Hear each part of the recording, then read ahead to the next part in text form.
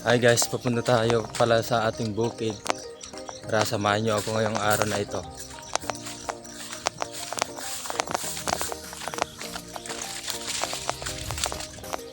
Tignan nyo guys, ang ganda ng mga view dito.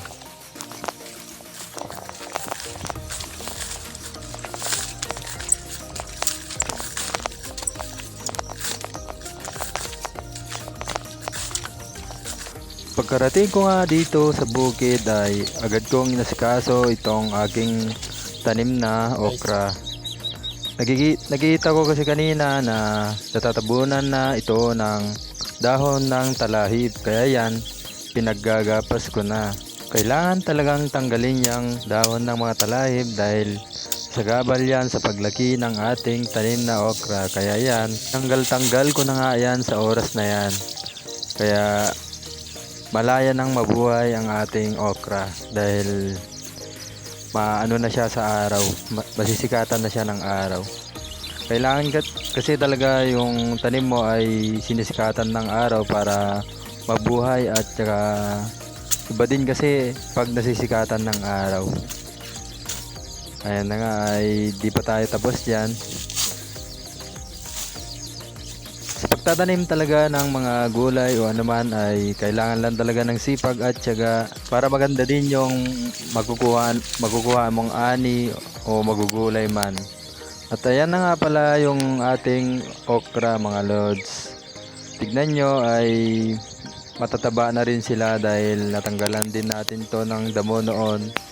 At ayan naman ay natabunan naman siya ng dahon ng talahib, kaya tinanggalan ulit natin ng dahon ng talahib para sila ay mabuhay. At sa bandang dito naman ay tinaniman din natin ulit ng okra kasi namatay naman yung ating maisan. Kaya yan ay tinaniman ko na din ng okra.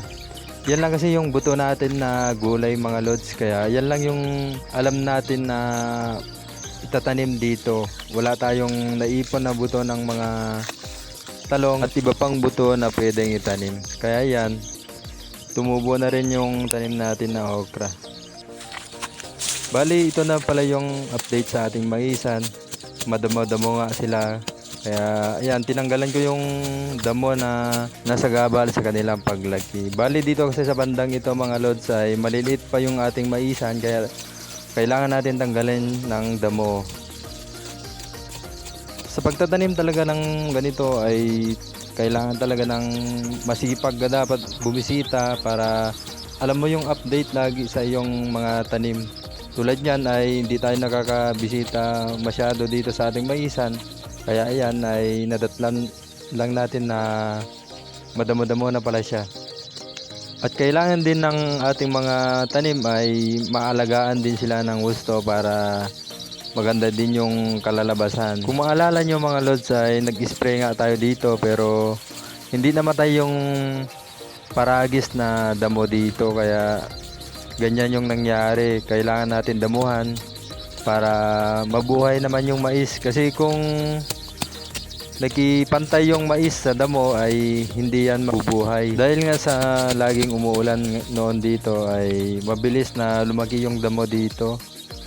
Mahirap man na tanggalin ito ay kailangan natin talagang tanggalin kasi mahirap na baka pagka bisita natin ulit ay damo na lang pala yung makikita natin, hindi na yung mais natin.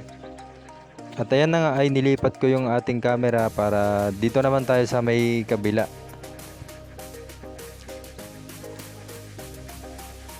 Kinakailangan talaga ng sipag sa pagbisita, sipag sa pagtanggal ng damo, at kailangan din natin ng alaga ang ating mga tanim para maganda din talaga ang kanilang kinalabasan. At sa bandang dito pala ay medyo malalaki na yung maisan natin, kaya yan konting-konting ano lang yan, tanggal ng damo para kahit paano ay may matanggal tayo. At kung hindi ka naman masipag sa pagtatanim ay huwag ka na lang magtanim kasi masasayang lang yung pagod mo, masasayang lang yung buto na itatanim mo. At ito na pala yung natapos natin dyan mga lods. medyo malaki din yung natapos natin. Kung araw-araw tayo dito pumunta ay matatapos natin talaga ng mabilisan. At ito na pala yung bandang dito ay medyo malinis naman kaya malalaki na rin yung mais dito.